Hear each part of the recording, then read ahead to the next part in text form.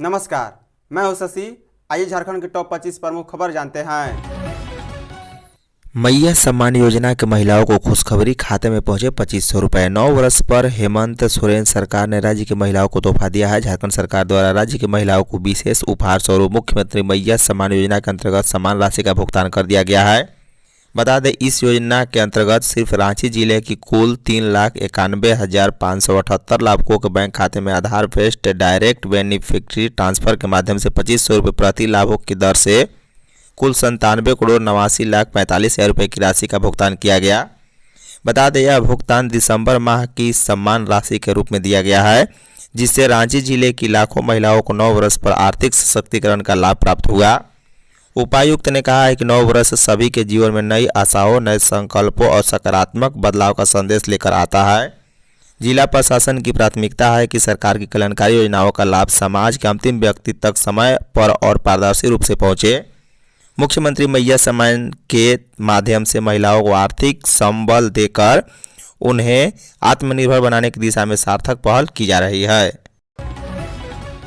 झारखंड के जेलों में कक्षपाल के 1733 पदों पर आवेदन 9 जनवरी से। झारखंड की जेलों में कक्षपाल के 1733 पदों पर नियुक्ति के लिए 9 जनवरी से 8 फरवरी तक ऑनलाइन आवेदन भरे जाएंगे। झारखंड कर्मचारी चयन आयोग ने शुक्रवार को झारखंड कक्षपाल प्रतियोगिता परीक्षा 2025 के लिए आवेदन प्रक्रिया का नया कार्यक्रम घोषित कर दिया है। बता दें, इससे पहले भी आयोग ने अपरिहार्य कारण बताते हुए आवेदन प्रक्रिया स्थगित कर दी थी। अब इस परीक्षा के लिए नए सिरे से आवेदन प्रक्रिया शुरू की जा रही है। संशोधित कार्यक्रम के अनुसार ऑनलाइन आवेदन के बाद 10 फरवरी मध्य रात्रि तक परीक्षा शुल्क भुगतान होगा तथा फोटो एवं हस्ताक्षर अपलोड होगा। वहीं 11 से 13 फरवरी के मध्य रात्रि तक ऑनलाइन आवेदन पत्र में की गई किसी भी अशुद्ध प्रविष्टि को संशोधित किया जा सकेगा। इधर आयोग ने इस प्रतियोगिता परीक्षा में खेलकूद कोटा में आरक्षण के प्रावधान को भी विज्ञापन में शामिल कर लिया है। बताते चले कि कक्षपाल के कुल 1733 पदों पर नियुक्ति होनी है, जिसमें 1698 नियमित तथा 35 बैकलॉग पद शामिल हैं। कुल नियमित पदों में 1634 पद पुरुषों के लिए तथा 64 पद महिलाओं के लिए है। पागल हाथी ने 6 घंटे में 3 ग्रामीणों को कुचलकर मार डाला। पश्चिमी सिंहभूम जिला मुख्यालय चाईबासा से सटे रोरो, बीरसिंह हातू और बांडीजारी गांव में झुंड से बिछड़े एक पागल हाथी ने तांडव मचाते हुए 6 घंटे के भीतर 3 ग्रामीणों को पटक कर मार डाला। इस घटना के बाद पूरे इलाके में दहशत और आक्रोश है। ग्रामीणों ने घटना की सूचना शुक्रवार सुबह मुफस्सिल थाना और वन विभाग को दी, लेकिन दोपहर 1 बजे तक न तो पुलिस और न ही वन विभाग के अधिकारी गांव पहुंचे, जिससे ग्रामीणों में नाराजगी और बढ़ गई। जानकारी के अनुसार पहली घटना 1 जनवरी की शाम करीब 6 बजे बांडीजारी गांव में हुई। यहां बकरी चरा कर लौट रहे मंगल सिंह हेम्ब्रम को हाथी ने अपना पहला शिकार बनाया और पटक कर मार डाला। इसके बाद हाथी बीरसिंह हातू गांव के टोला कुचुम्बासा पहुंचा, जहां हुरदुब बहांदा अपने खलिहान की झोपड़ी में पत्नी के साथ सो रहा था। हाथी ने झोपड़ी तोड़ दी और हुरदुब बदहा को सूंड से उठाकर कुछ दूर ले आकर पटक कर मार डाला। झारखंड में फसल बीमा का नहीं मिला पैसा, किसानों में असंतोष। झारखंड में फसल बीमा योजना किसानों के लिए भरोसे का जरिया बनने के बजाय अब चिंता का कारण बनती जा रही है। खरीफ 2024 में हुए नुकसान के करीब 21 करोड़ रुपए का बीमा क्लेम अब तक नहीं मिला, जिससे किसानों में असंतोष बढ़ा है।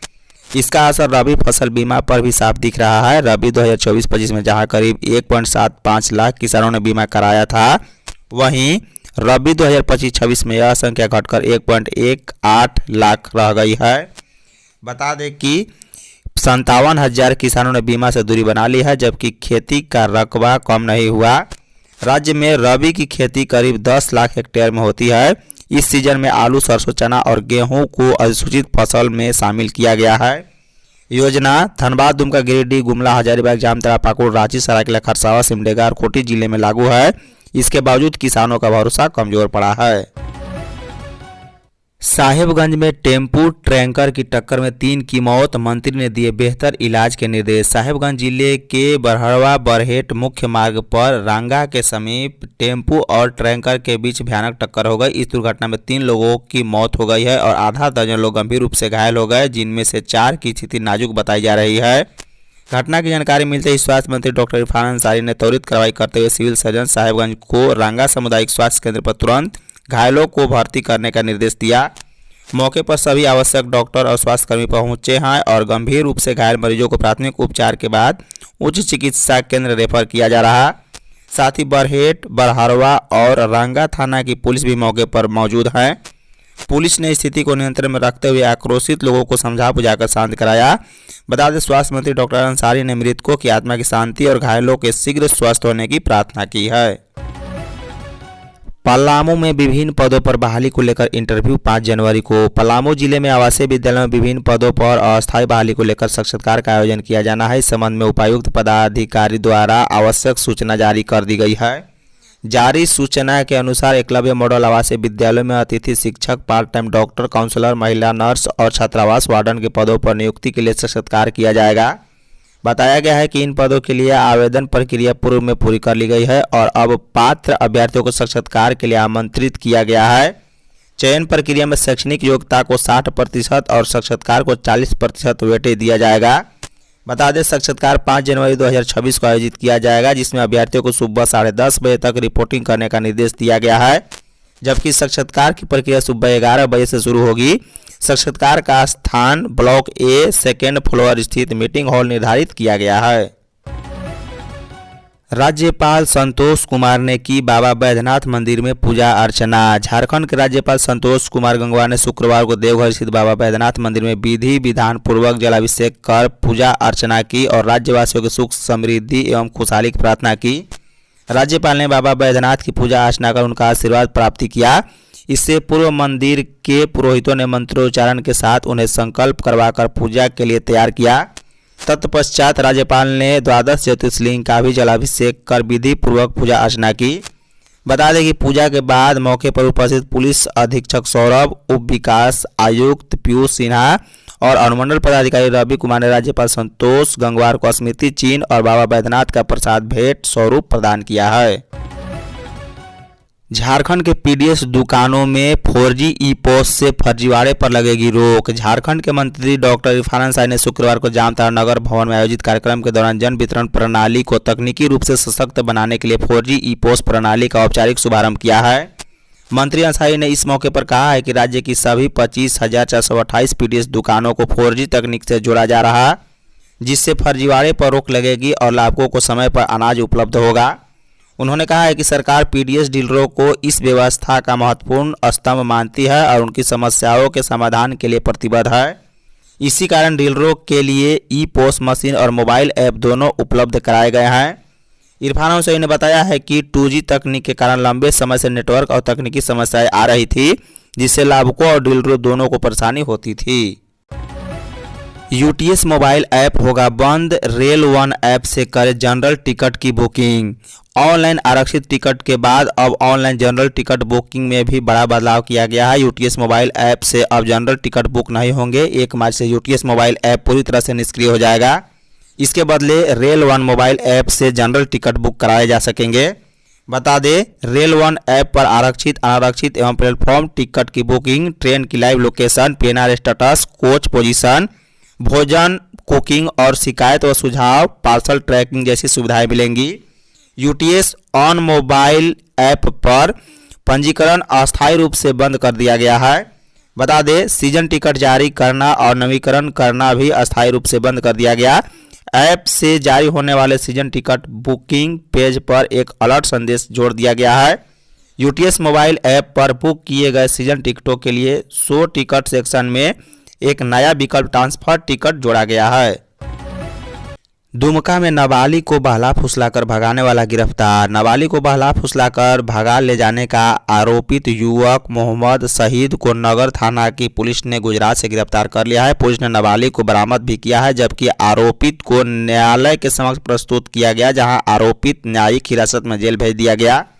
जानकारी के अनुसार नगर थाना क्षेत्र के नाबालिग के पिता ने बेटी को बहला फुसलाकर भगाने का आरोप नगर थाना क्षेत्र के दुधानी निवासी मोहम्मद शहीद पर लगाया था। लिखित शिकायत में नाबालिग के पिता ने बताया है कि उसकी बेटी शहर के गर्ल्स हाई स्कूल की 10वीं कक्षा की छात्रा है और 18 दिसंबर को घर से स्कूल के लिए निकली, इसके बाद घर नहीं पहुंची थी। बता दें, मामले में लव जिहाद का मामला बताते हुए भाजपा कार्यकर्ताओं ने शुक्रवार को नगर थाना पहुंचकर मामले को गंभीरता से लेते हुए नाबालिग की सकुशल बरामदगी को लेकर पुलिस प्रशासन पर दबाव भी बनाया है।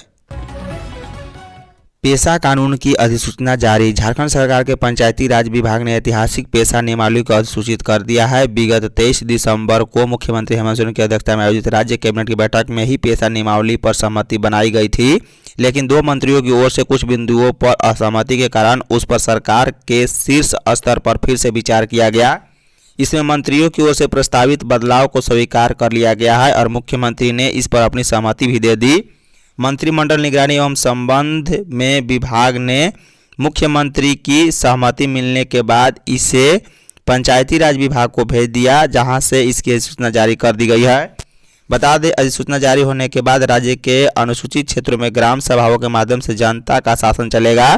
पंचायत उपबंध झारखंड नियमावली 2025 की अधिसूचना जारी होते ही यह नियमावली राज्य के सभी 5वीं अनुसूचित क्षेत्रों में प्रभावी हो गई है। सरायकेला में जवानों की बस को डंपर ने मारी टक्कर, 30 से 35 जवान घायल। सरायकेला में मुख्यमंत्री के कार्यक्रम में सुरक्षा ड्यूटी निभाकर लौट रहे जवानों की बस शुक्रवार देर रात भीषण दुर्घटना का शिकार हो गई है। पोटका के समीप एक तेज रफ्तार डंपर ने जवानों से भरी बस को पीछे से जोरदार टक्कर मार दी। इस हादसे में मूसाबनी सीटीसी के करीब 30 से 35 जवान के घायल होने की खबर है, जिनमें से 15 से 20 जवानों को गंभीर चोटें आई है। सभी घायलों को प्राथमिक उपचार के बाद देर रात जमशेदपुर के एमजीएम अस्पताल में भर्ती कराया गया। बता दें कि मूसाबनी सीटीसी के प्रशिक्षु जवान सरायकेला में आयोजित शहीद दिवस कार्यक्रम में सीएम की सुरक्षा ड्यूटी के लिए गए थे। ड्यूटी खत्म करने के बाद शुक्रवार रात करीब 10 बजे जब जवानों की बस वापस मूसाबनी लौट रही थी, तभी पोटका के पास पीछे से आ रहे एक अनियंत्रित हाईवा ने बस को टक्कर मार दी। पलामू में प्रिंस खान का शूटर शाहरुख अली गिरफ्तार। पलामू पुलिस ने बड़ी आपराधिक वारदात को नाकाम करते हुए गैंगस्टर प्रिंस खान के शूटर शाहरुख अली को गिरफ्तार किया है। गिरफ्तार आरोपित के पास से एक देसी कट्टा व 2 जिंदा कारतूस भी बरामद की गई। शाहरुख अली मेदिनीनगर में सोना कारोबारी रंजीत सोनी के प्रतिष्ठान पर फायरिंग करने की फिराक में था। इसी साजिश की पुष्टि पलामू के एसपी रिश्मा रमेशन ने की है। उन्होंने शुक्रवार को अपने कार्यालय कक्ष में संवाददाताओं को पूरे मामले की विस्तार से जानकारी दी। एसपी ने बताया कि पुलिस द्वारा चलाए जा रहे वाहन चेकिंग अभियान के दौरान एक बाइक सवार युवक को रोका गया।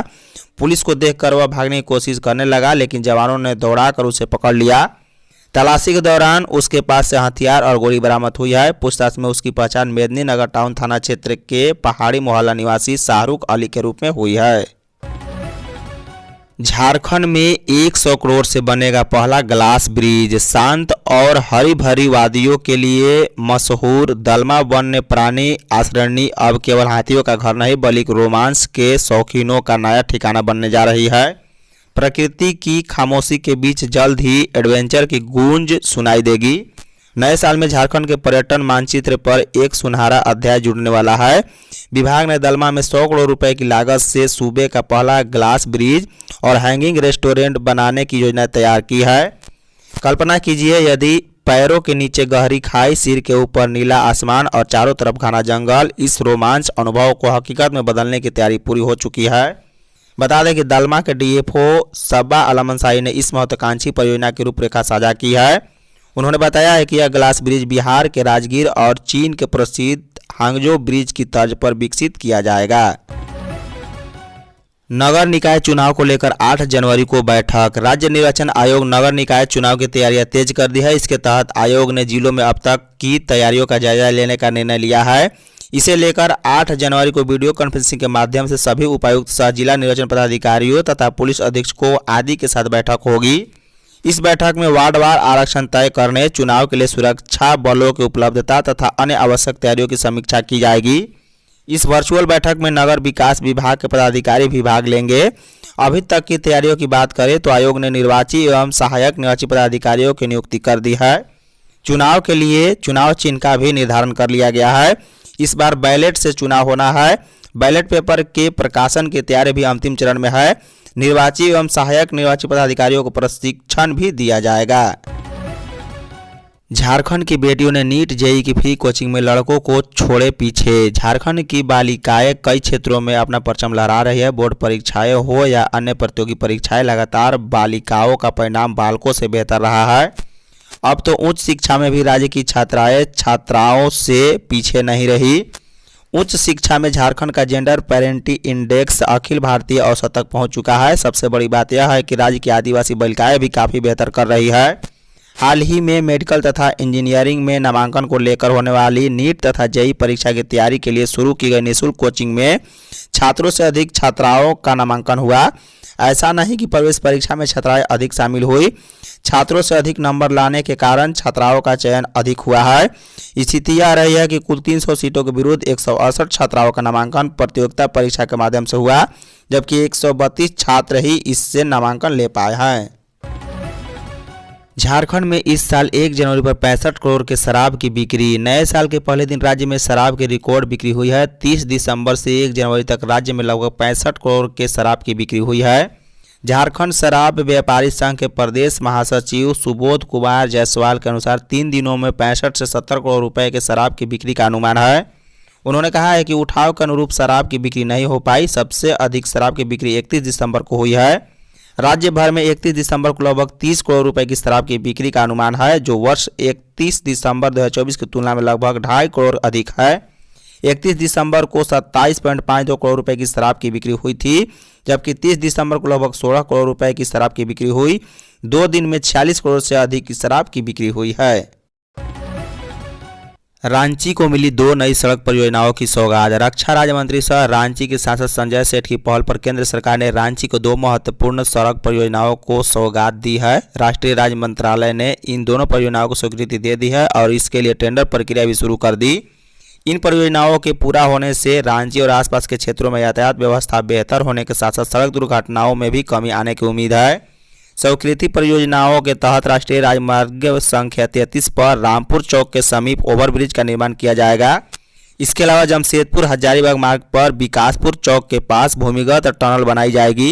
इन दोनों ही स्थानों पर प्रतिदिन हजारों वाहनों की आवाजाही होती है, जिसके कारण अक्सर जाम की स्थिति बनी रहती है और दुर्घटनाओं की भी आशंका लगातार बनी रहती है। पेशा कानून की आड़ में आदिवासी पहचान कमजोर करने की साजिश। झारखंड में भारतीय जनता पार्टी के प्रदेश अध्यक्ष एवं विधानसभा में नेता प्रतिपक्ष बाबूलाल मरांडी ने राज्य सरकार और कुछ राजनीतिक दलों पर पेशा कानून की आड़ में आदिवासी पहचान को कमजोर करने की साजिश रचने का गंभीर आरोप लगाया है। उन्होंने कहा है कि आदिवासी समाज की आस्था, परंपरा और पहचान प्राचीन सनातन मूल्यों से गहराई से जुड़ी हुई है, जो सदियों से उनकी सामाजिक संरचना, स्वशासन व्यवस्था और जीवन पद्धति की मजबूत नींव रही है। शुक्रवार को सोशल मीडिया मंच एक्स पर जारी अपने बयान में मरांडी ने कहा है कि झारखंड सरकार और कुछ राजनीतिक दल वोट बैंक की राजनीति और विदेशी धर्मों के प्रभाव में आदिवासी समाज की जड़ों को कमजोर करने का प्रयास कर रहे हैं। उन्होंने आरोप लगाया है कि राज्य में धर्मांतरण, घुसपैठ और लालच जैसे हथकंडों के जरिए आदिवासी समाज को बांटने की सुनियोजित साजिश रची जा रही है। दिसोम गुरु शिबू सोरेन की जयंती पर फुटबॉल टूर्नामेंट का आयोजन। दिसोम गुरु शिबू सोरेन की जयंती पर बुढ़मू में एक विशाल फुटबॉल टूर्नामेंट का आयोजन किया जाएगा। टूर्नामेंट की शुरुआत 11 जनवरी से की जाएगी। आयोजकों ने बताया है कि प्रतियोगिता में कुल 64 टीमें हिस्सा लेंगी। प्रवेश शुल्क के रूप में 1100 रुपया निर्धारित किया गया है। सभी खिलाड़ियों को मैच के लिए जर्सी भी प्रदान की जाएगी।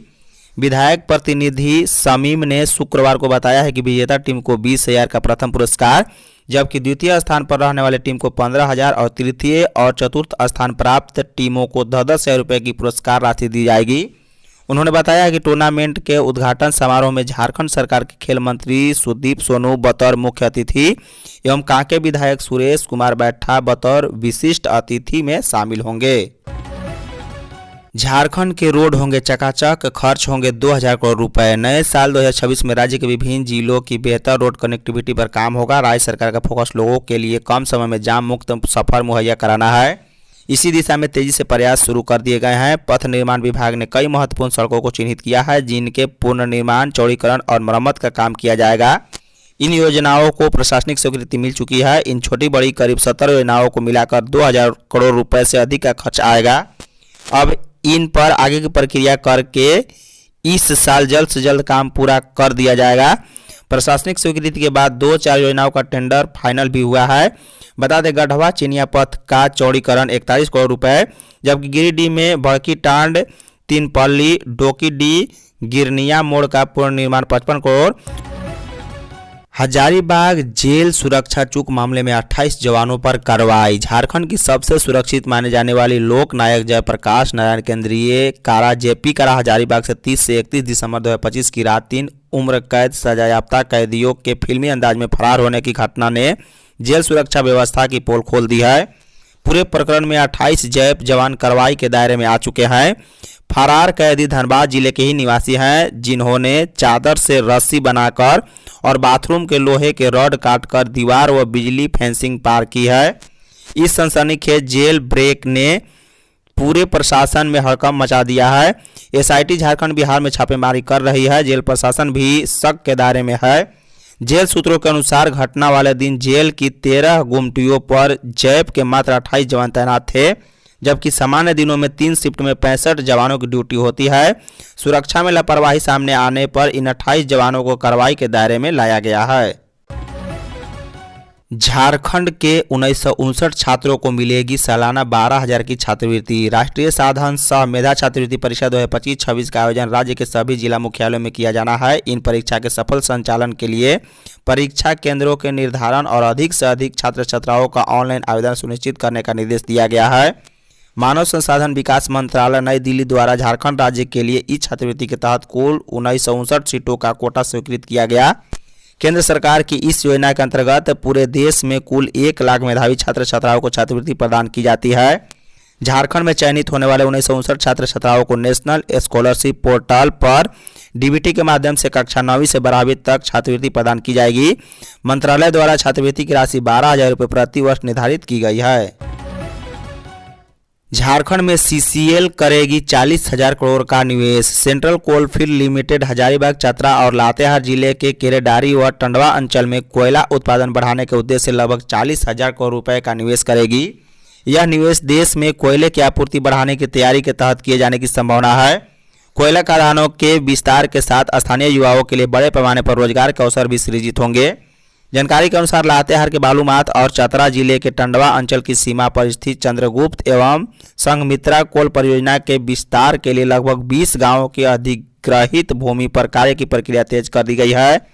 चंद्रगुप्त परियोजना का संचालन सुश्री माइनिंग कंपनी करेगी, जबकि संघमित्रा परियोजना का संचालन बीजीआर कंपनी के जिम्मे होगा। दोनों कंपनियां आगामी 20 से 25 वर्षों तक कोयला उत्पादन करेगी। मुख्यमंत्री हेमंत सोरेन करेंगे सीधा संवाद, लोग वीडियो कॉल से रखेंगे अपनी बात। झारखंड के मुख्यमंत्री हेमंत सोरेन अब जनता से सीधे संवाद करेंगे। इसके लिए राज्य सरकार 2-वे कम्युनिकेशन सिस्टम शुरू करने जा रही है। इस तकनीक से झारखंड के सुदूर और दुर्गम क्षेत्र में रहने वाले लोग भी वीडियो लिंक के जरिए मुख्यमंत्री से अपनी समस्या सीधे बता सकेंगे।